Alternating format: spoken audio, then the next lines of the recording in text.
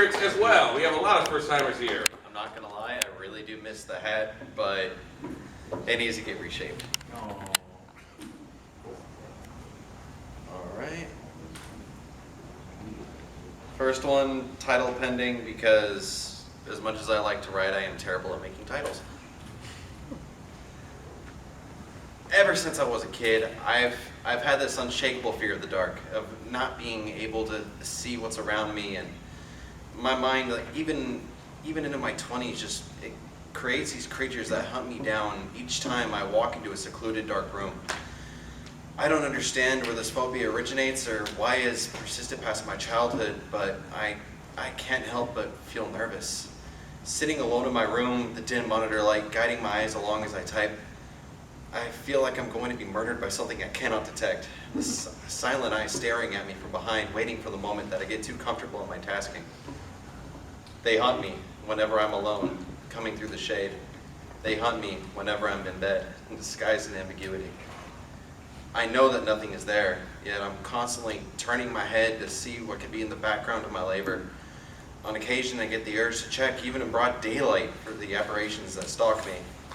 My ears bend back and my hair stand on end. I get the urge to jump the action. I look to see the empty space around me, moving slowly to appear casual, because even in moments of minor hysteria, social pressures still play their part. They follow me throughout my home. They will not leave me alone. They follow me throughout my mind. They will give me no rest. Sleep is just a placebo. Best form of escape in this life. There's a special kind of serenity that comes with rehearsing for death. I create scenarios in which desires would otherwise put into the back burner. I can experience the world from the safety of my own mind, free from judgment. Yet here they invade, crashing into my internal simulations with enough force to jar me awake. There I lay, heart racing as the sweat troubles down my brow, unable to go back to sleep. They are not real, as far as I know. I only see them with my eyes closed. They are not real, at least not anymore, as long as I keep my eyes open. I've always had an innate fear of the things that fascinate me. Maybe this fear comes from my understanding of the danger they could possess. I am aware of my mortality, facing constant reminders of it in the things I consume on a daily basis, seeing myself at the end of a utensil, watching as I propagate a cycle that'll be around long after I am gone. They will come for me to right what I have wronged. They will be the end of me, but what did I do wrong?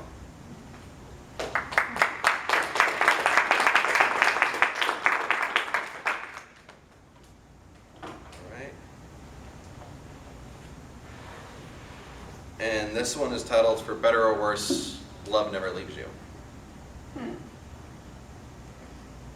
I'll never forget that smell, the first time I tasted affection. I can't recall the sensation of the butterflies. I've long since migrated, but I can still see their flowers, waving in and out against the sunrise.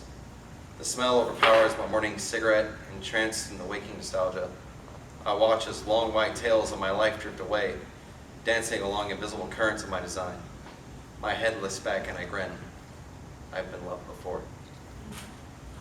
My feet reach the top of the stairs and I breach the clouds and I can see clearly again.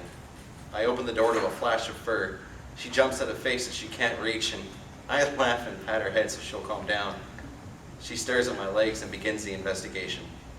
She sees the grass that I walked past, the tree that I leaned against, the squirrels that passed by while I was distracted under the illusion of my own history. I sit down and she joins me, looking at me to ask why she couldn't come out.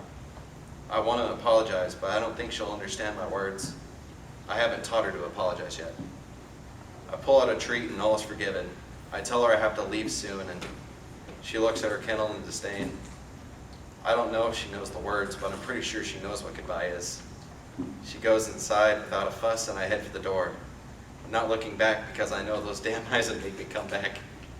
I close the door and a smirk escapes my drowsiness. On my commute, I pass the time listening to my life in 3-minute intervals. Flowers dot the roadside.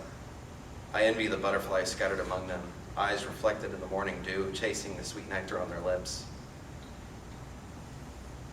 They fly alongside me, flashing brilliant blues, yellows, reds, and greens. With every beat, a new color appears. They draw closer to my side, bringing with them rainbows that cover the night sky across the ground. One drifts inside of the open window. She rests on top of my hand, bringing with her the smell of reminiscence. The flowers surround me from within, and I smile like a madman who just realized everybody else is insane.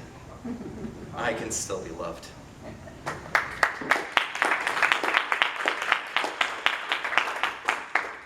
right, one more that shut down when it wasn't supposed to, so I gotta find it again. No, I'm still wrestling with that second one, man. I think that's my favorite of yours.